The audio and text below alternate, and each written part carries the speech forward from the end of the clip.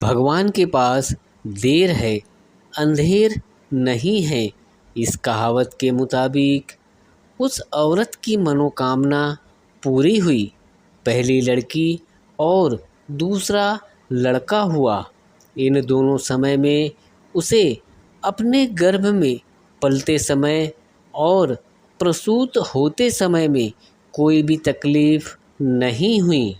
उस औरत को तीसरी बार गर्भ रहा।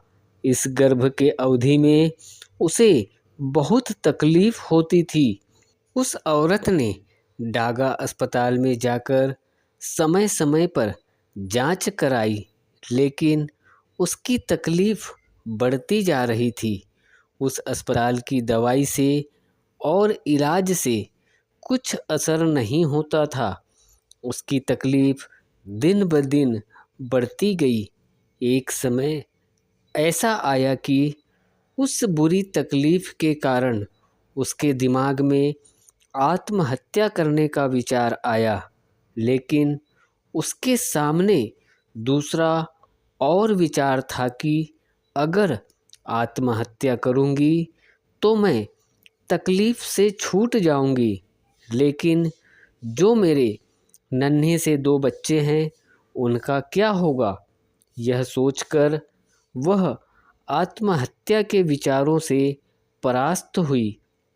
उस समय वह औरत और उसके परिवार के लोग बाबा के मार्ग के सेवक बने हुए थे। खुद को तकलीफ से मुक्त होने के लिए उसे फिर बाबा की याद आई। उसमें बाबा के मार्गदर्शन की इच्छा जागृत हुई। वह दूसरे दिन सुबह ही नहा धोकर बाबा के निवास स्थान पर गई, लेकिन यहाँ भी उसके नसीब के फेरे उल्टे गिरे। भगवान को कुछ कर दिखाना था, इसलिए इस समय बाबा घर पर नहीं थे। उस औरत की मुलाकात बाबा से नहीं हो पाई। वह बाबा हनुमान जी की फोटो के सामने बैठी।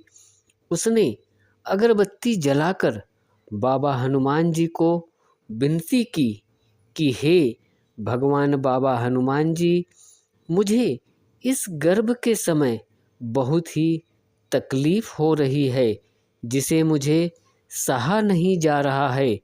आप मुझे इस दुख और तकलीफ से मुक्त कीजिए।